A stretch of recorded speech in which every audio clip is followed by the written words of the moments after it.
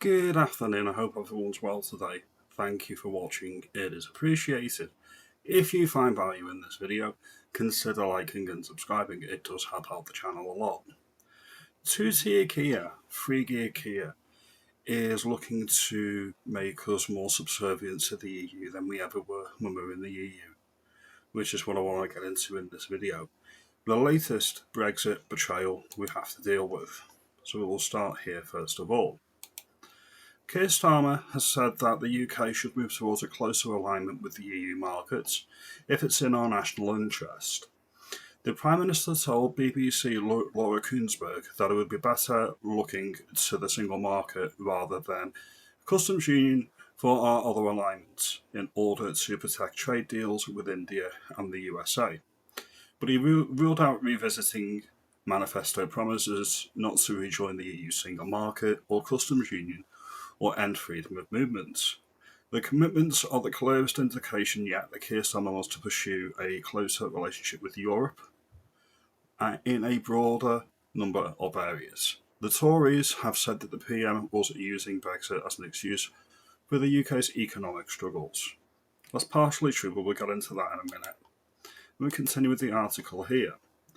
The UK is already lining up with Brussels on some rules around food and agriculture to allow businesses access to the economic European trading zone known as the single market. Sir Two-Tier told Laura Kuenssberg, "I think we should get closer. If it's in our national interest to have closer alignment with the single market, then we should consider that, and we should go that far. I think it's in our national interest to go further." He added, "I actually think now that we have done deals with the US, which is in our national interest, now that we have done these deals with India that are in our national interest, we are better looking to the single market rather than customs union for our further alignments. And it wouldn't be our national interest now to give that up."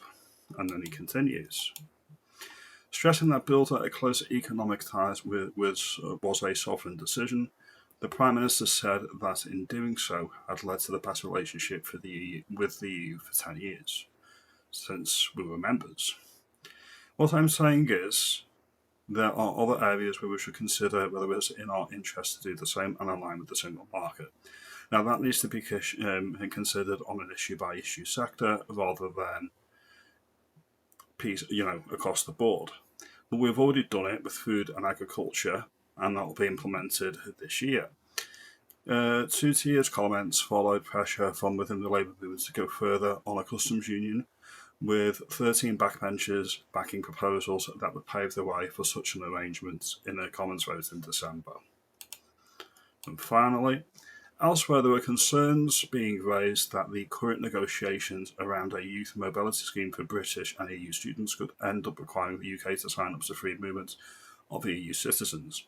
But Two-Tier said that's not the return to freedom of movement, we're not going back to the freedom of movement. But personally, I think our young people should have the opportunity, and it's a very good thing. When he announced just recently that he was going back into the Erasmus scheme for young people, so young people can study, exchange research, and can be done in a much better way than it is now. Just so you know, when we left the European Union, we did actually invent and we did actually bring out our own scheme. Under this Labour government, led by Two-Tier Kia, the UK and the EU have reached an agreement as of December 17th last year for the UK to associate with Erasmus Plus from 2027. The UK will contribute approximately nearly $600 million for the first year, described by the government as a 30% discount. This allows the reciprocal participation. UK students can access Erasmus opportunities across Europe, and EU participants can come to the UK. What it's not saying here is that when we left the EU, we set up our own global scheme. I think it was the Turing program, and that's going to be scrapped. It was cheaper, and I had a broader reach because it was global, so it applied to many Commonwealth countries and whatnot. My biggest issue with the EU, and my biggest issue with the EU always was trade. Not necessarily migration, but trade. 15%, or about 10 to 15% of our businesses, and these are the large multinationals, do business with Europe. Okay? Let's just have a look here. Data from the UK Business Insights and Conditions Survey, which asks businesses whether they expect to be internationally trading, including into the EU, shows only 10% of businesses reported exporting internationally, which includes the EU. So if only 10% of our businesses are paying to exports to Europe, that means 90% of businesses are not. And that means that all businesses and all consumers in the UK are paying for services and goods that we don't use. So it's cheaper for the corporates, it keeps their costs down, which is obvious. That's why Labour's doing it, because they're not the party of working people, they are the party of corporate interests. All politicians are. They don't look after the little man, which is why they're going after the farmers with the farmers' tax, which is why they're going after the pubs. Not the chains. The chains can afford the changes. This is the thing. If you over-regulate a market, the smaller businesses die out, the sole traders die out, and all that's left standing is the corporate interests.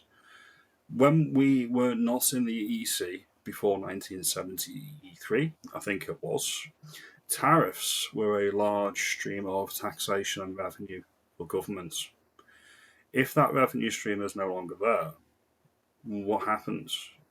They have to put up taxes to maintain all the services that are being implemented in the country. This is my biggest issue, and it always was the biggest issue with Europe. When we joined the EEC in 1973, it meant politicians could get lazy. They don't have to think creatively, and they don't have to do anything original. They don't have to do anything themselves because they've outsourced it to another body, a supranational body that will deal with trade, that will deal with everything else, deal with any political fallout from those decisions. They can wash their hands of it, and they can say, well, it's not our fault, Brussels is making us doing it.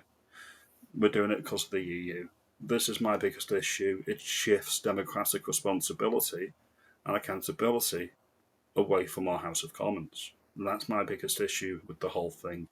And with that is obviously free movements, more immigrants that nobody voted for, all of this stuff. But primarily, it's the revenue stream, and it's the little man and woman that doesn't go to Europe on holiday, doesn't trade with Europe, and doesn't trade outside of the local area, or because there's lots of companies and they're not even nationwide, they just trade in one particular store or one particular region of the country, whether that's Scotland, Northwest, London.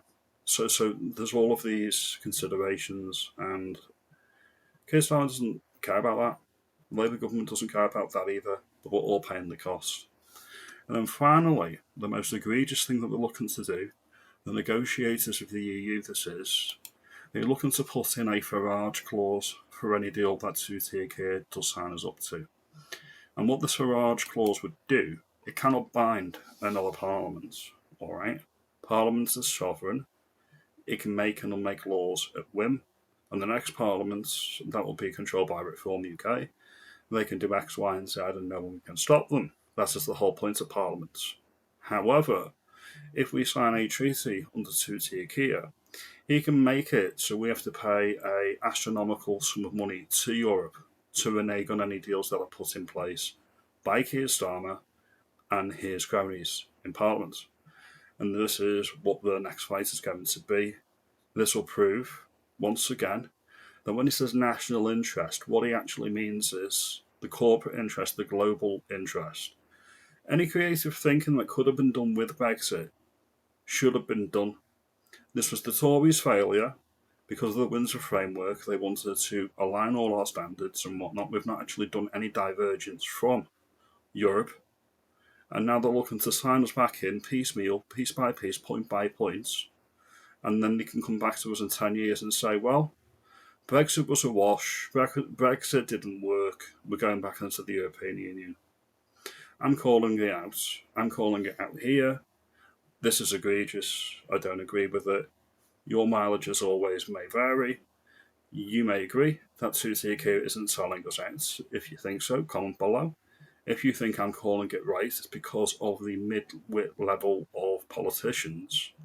Brexit wasn't implemented correctly, and we're being sold down the river by Suzuki to his European paymasters and vested corporate interests, make me aware. Like and subscribe, do all that good stuff, and I'll see you in the next video. Have a good day.